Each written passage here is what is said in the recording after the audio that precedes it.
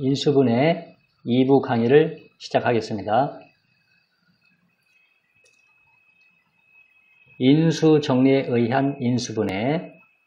자, 이 인수분해 방법은 보통의 책에는 잘 안 나오는 방법이지만 예전에 과학고 입시가 있을 때 많이 나왔던 문제입니다. 그래서 이 방법을 공부하지 않은 학생은 절대 풀 수 없는 문제가 되겠습니다. 중학교 때 배운 어떠한 방법으로도 인수분해를 할 수가 없습니다. 그래서 그 요령을 잘 들어보기 바랍니다. 먼저 인수 정리라 하면 어떤 걸 의미하냐면, 자, 이 식을 인수분해해서 오른쪽과 같이 인수분해 됐습니다. 자, 그러면 이쪽에다가 오른쪽에다가 x 대신에 마이너스 3을 넣으면 어떻게 될까요? 이 앞부분이 0이 되는 바람에 이 식의 값은 0이 되겠죠. 그 다음에 x 대신에 2를 집어넣으면 뒷부분이 0이 되기 때문에 역시 곱은 0이 됩니다. 근데 좌변과 우변이 똑같은 거기 때문에 여기에다가도 마이너스 3을 넣어도 0이 되고 2를 넣어도 0이 되죠. 근데 마이너스 3을 넣어서 0이 된다는 이야기는 이런 부분이 이 안에는 들어있다는 증거입니다. 또 2를 집어넣었더니 이 식이 0이 됐다는 것은 이런 부분이 이 안에는 들어있다는 증거입니다. 그래서 우리가 x 대신에 마이너스 3을 넣었더니 이 전체가 0이 되더라. 그러면 어떤 걸 알 수 있냐면, 얘는 x 플러스 3이라는 인수를 가지고 있는 것이다. 이런 판단을 낼 수 있고, 여기에다가 2를 대입했더니 이 전체가 0이 됐다는 이야기는 이것은 x-1을 인수로 가지고 있는 것이다. 이런 판단을 할 수 있다는 것입니다. 이게 바로 인수 정리입니다. 그러면 한번 이 식을 봅시다. x 세제곱 마이너스 7x 플러스 6인데 이게 제곱이라면 우리가 쉽게 인수분해 할 수 있는 식인데 제곱이 아니라 세제곱입니다. 그럼 일단 fx가 x세제곱 빼기 7x 플러스 6이라고 해봅시다. 자, 그런데 이 개수를 잘 관찰해 봅시다. 1, 마이너스 7, 6인데 6과 2를 더하면 7이고 여기 마이너스 7이니까 x에다가 1을 넣으면 어떻게 될까요? f1은 1 빼기 7 플러스 6이 돼가지고 0이 되는 거 알 수가 있죠. 그러니까 1을 넣어서 0이 됐다는 이야기는 이 안에는 x-1이라는 인수가 있다는 걸 알 수가 있다. 이렇게 말할 수 있다고 그랬죠. 이게 바로 인수 정리라고 그랬죠. 그러니까 이 안에는 x-1이라는 인수가 있다. 그리고 나머지는 뭔지 아직 모르겠습니다. 이렇게. 그러면 이 괄호 안에 들어있는 뭐가 될까요? 이걸 고등학생들은 조립제법에 의해서 알아내지만 중학생들은 알 수 없으니까 우리는 이걸 직접 나눠봅시다. 자, 이 식이 x-1과 괄호로 나누어 떨어진다는 뜻이니까 세로셈으로 나누기를 해보면 됩니다. 자, x 세제곱하고 이 창이 없으니까 살짝 공간을 띄워주고 마이너스 7x 플러스 6을 써주고 이걸 x-1로 나누는 겁니다. 자, 그러면 x세제곱을 x로 나누려면 몫이 x제곱이 돼야 되겠죠? x제곱을 적어줍니다. 그리고 x 빼기와 x제곱을 곱해주면 x세제곱 마이너스 x제곱이 됩니다. 자, 보통 숫자 나눗셈처럼 빼주면 됩니다. 빼주면 3창 없어지고 여기는 플러스가 되면서 x제곱이 됩니다. 또 위에는 그냥 내려옵니다. 마이너스 7x 플러스 6. 자, x제곱을 x로 나누려면 몫이 x가 되니까 여기다 플러스 x 적어줍니다. 그 다음에 x하고 x 빼기를 곱해줍니다. 자, 곱하면 x제곱 마이너스 x가 되죠. 또 빼줍니다. 이 창은 사라지고 빼기를 하면 플러스 x가 되니까 마이너스 6x가 되고 6은 그냥 내려옵니다. 자, 마이너스 6x를 x로 나누면 몫이 6이죠. 그래서 마이너스 6을 해주고 마이너스 6과 x 빼기를 곱해줍니다. 그러면 마이너스 6x 플러스 6이 되죠. 그래서 나눠 떨어집니다. 그러면 x-1로 나눴을 때 몫이 이거라는 뜻이죠. 그래서 이 부분은 바로 x제곱 플러스 x-6이라 할 수 있습니다. 자, 그런데 이것이 인수분해가 될 것 같아요. 자, 개수가 1이니까 1, 6은 2 곱하기 3이라고 합시다. 근데 여기가 플러스니까 대각선을 곱했을 때 절대값의 큰 쪽이 플러스, 작은 쪽이 마이너스입니다. 자, 곱해서 마이너스이 되고 대각선 곱했을 때는 3과 마이너스니까 플러스이 되는 거 확인할 수 있죠? 쓸 때는 이렇게 적어주면 됩니다. 그래서 여기는 x-1과 x 빼기 2, x 플러스 3으로 인수분해가 됩니다. 인수정리가 그렇게 어려운 건 아니죠. 그러니까 이 개수를 잘 보고서 이 식에다가 어떤 수를 집어넣으면 0이 되는지 잘 살펴보면 됩니다. 근데 중학교에서 만약에 이런 문제가 나온다면 아주 어려운 수를 넣는 경우는 안 나올 것이고 대부분 1 아니면 마이너스 1, 어려워봤자 2를 넣으면 되는 그런 문제가 나올 겁니다. 그러니까 이런 것도 있다는 걸 알고 있으면 만일에 그런 문제 나왔을 때 여러분도 그런 문제를 풀 수 있을 것입니다. 인수분해 활용인데, 자, 숫자 계산을 인수분해 공식이나 곱셈 공식을 이용해서 계산하는 방법입니다. 자, 첫 번째 이 문제를 그냥 단순하게 제곱해서 빼면 너무 어렵겠죠. 그래서 합차 공식에 의해서 인수분해를 한번 해보겠습니다. 그러면 한 번 더해주고 한 번 빼주니까 68 더하기 32, 68 빼기 32로 쪼개줍니다. 앞부분은 계산하면 100이죠. 100 곱하기 36이 됩니다. 그래서 3600이라는 아주 답을 간단하게 얻을 수가 있습니다. 그냥 제곱을 했으면 아주 어렵겠죠. 근데 인수분해 이용하면 아주 쉽게 계산할 수 있습니다.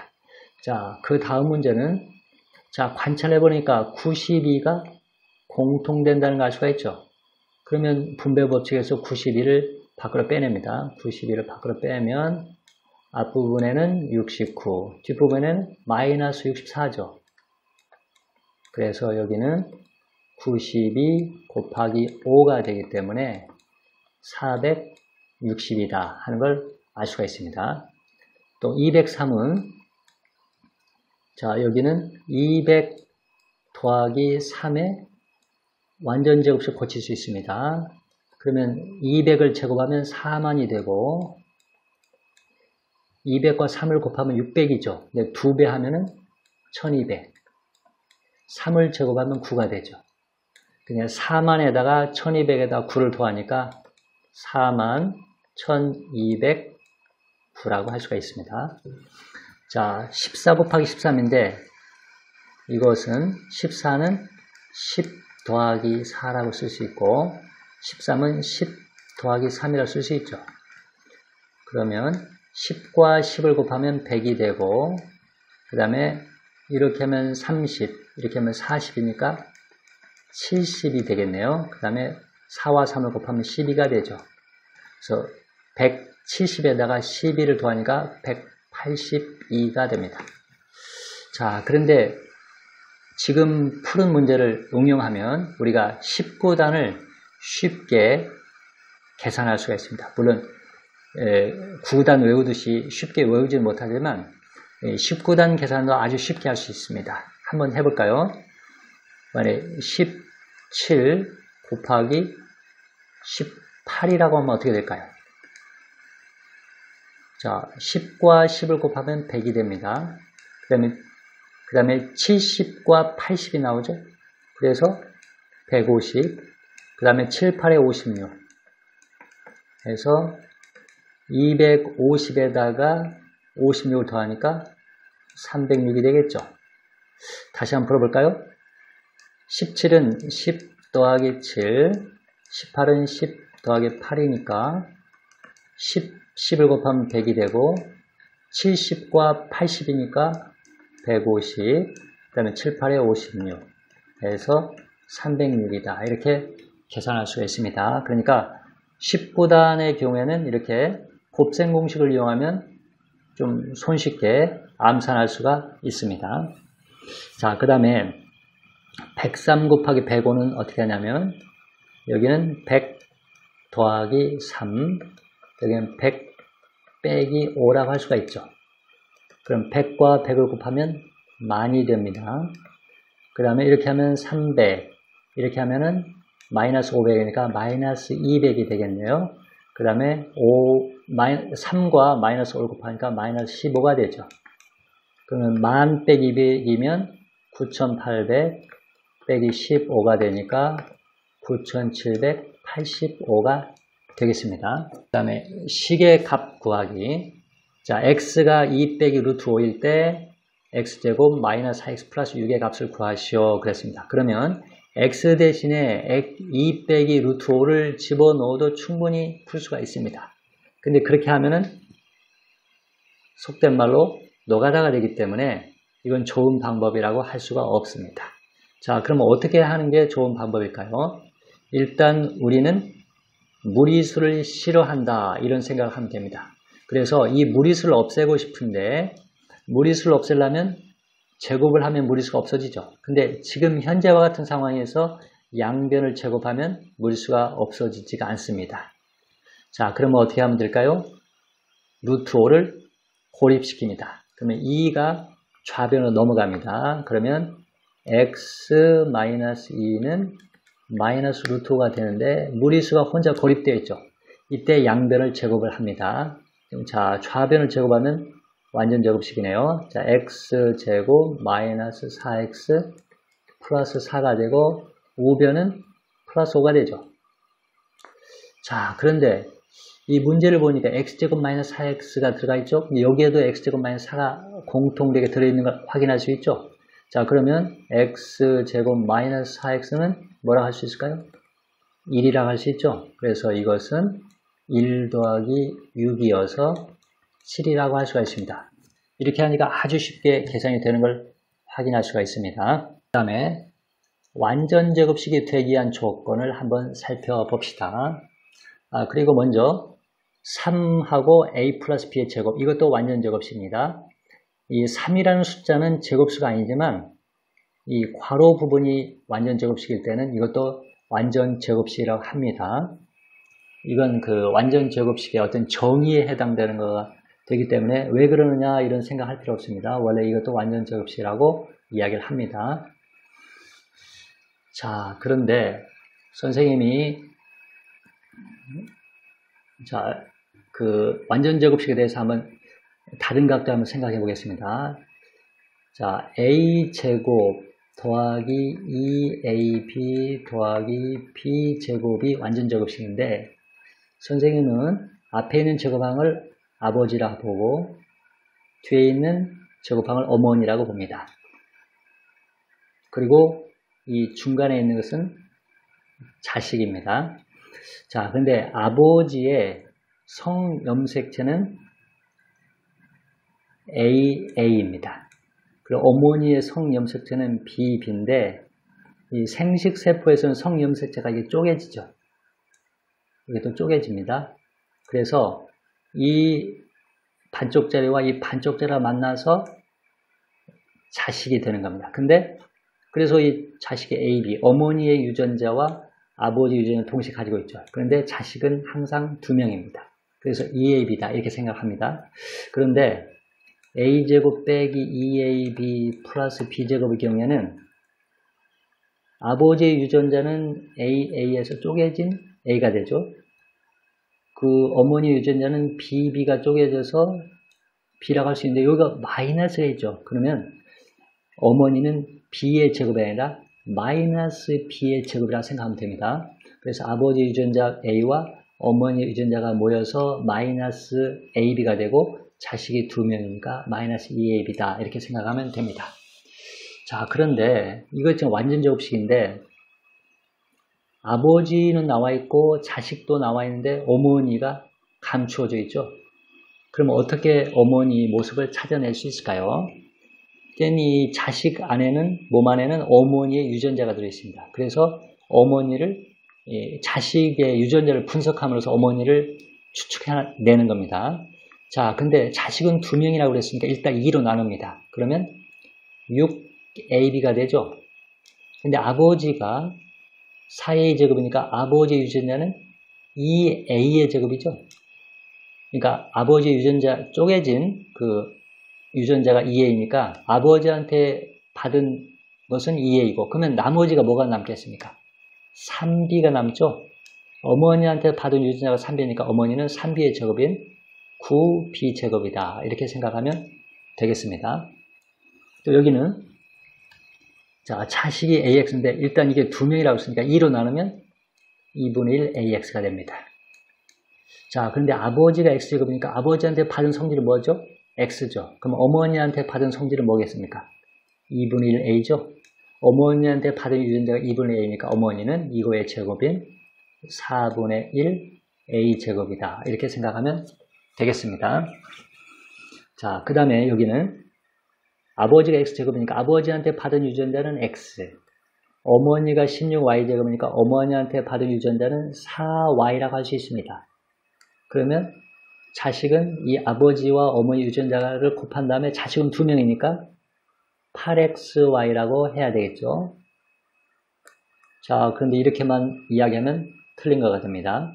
왜냐하면 16Y제곱은 4Y의 제곱이라고 할 수 있지만 마이너스 4Y의 제곱이라고 할 수도 있죠. 이럴 때는 이게 두 개를 결합시킨 다음에 두 배하면 마이너스 8XY가 돼야 됩니다. 그러니까 여기서는 이 중간항은 플러스 8XY만 되는 게 아니라 플러스 마이너스 8XY 두 개가 된다는 것을 주의를 해야 됩니다. 완전 제곱식이 되기 위한 조건을 물어볼 때 중간항을 물어볼 때는 항상 플러스 마이너스가 된다는 걸 주의해야 됩니다. 그리고 이런 경우도 있습니다. 자, X제곱 빼기 네모 플러스 16Y제곱 이렇게 됐을 때는 여기가 마이너스가 되는 모양이구나. 그래서 여기를 단순하게 8XY를 쓰면 또 이때 틀립니다. 여기가 마이너스 있어도 이 안에는 플러스 마이너스 두 가지가 다 된다. 이렇게 대답을 해야 됩니다. 이게 플러스면 전체적으로 마이너스고 이게 마이너스면 전체적으로 플러스가 되는 거죠. 그러니까 여기가 마이너스 있다고 해서 여기는 마이너스 되는 경우만 이야기하는가 보다 이렇게 생각하면 선생님들의 속음새에 걸려듭니다. 그러니까 중간항을 물어볼 때는 항상 플러스 마이너스 두 개를 써야 되는 것을 명심해야 됩니다. 그 다음에 개수가 실수가 되는 범위까지 인수분해하는 방법 이랬는데 보통 우리가 인수분해할 때는 유리수 범위 안에서만 인수분해해야 됩니다. 그런데 실수 범위까지 인수분해하라는 이야기는 무리수를 써도 된다는 이야기죠. 첫 번째 식은 자 4x제곱은 2x의 제곱이죠. 2x제곱으로 3은 제곱수가 아니죠. 그런데 무리수를 동원하면 루트 3의 제곱이라고 할 수 있습니다. 그래서 이렇게 빼기니까 제곱 빼기 제곱이니까 합차 공식으로 인수분해가 되죠. 여기를 2x 플러스 루트 3 그 다음에 2x 빼기 루트 3으로 인수분해 할 수가 있습니다. 그러니까 합차 공식을 이용해서 이렇게 무리수까지 동원해서 인수분해 할 수가 있는 겁니다. 자, 그런데 두 번째 문제를 실수 범위까지 인수분해 하시오. 그러면 아마 대부분의 학생이 풀지 못할 것입니다. 그런데 만일에 2차 방정식까지 시험 범위가 들어갔을 때 이런 문제를 물어보면 풀 수 있어야 됩니다. 왜냐하면 지금 이 강의를 듣는 학생 중에는 2차 방정식을 안 배운 학생도 있겠지만 또 2차 방정식을 알고 있는 학생도 있을 것입니다. 그러면 이것이 는 0 이렇게 만들면 이게 2차 방정식이 되죠. 그러면 2차 방정식의 근의 공식에서 x의 근을 찾을 수가 있습니다. 그럼 x는 선생님이 암산을 해보면 2분의 3 플러스 마이너스 루트 7을 근으로 가집니다.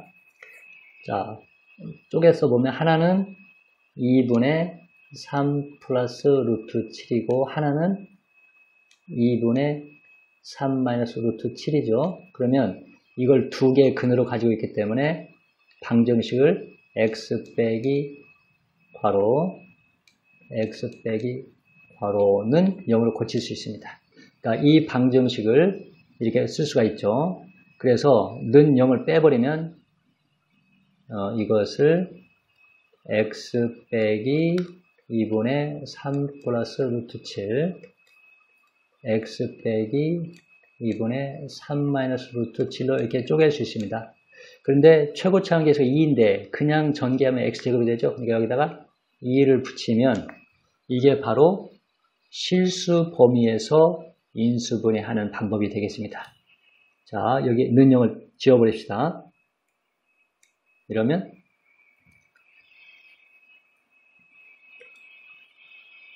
자, 이 부분이 바로 이 식을 실수 범위에서, 즉 무리수까지 동원해서 인수분해하는 방법입니다. 보통 책들은 첫 번째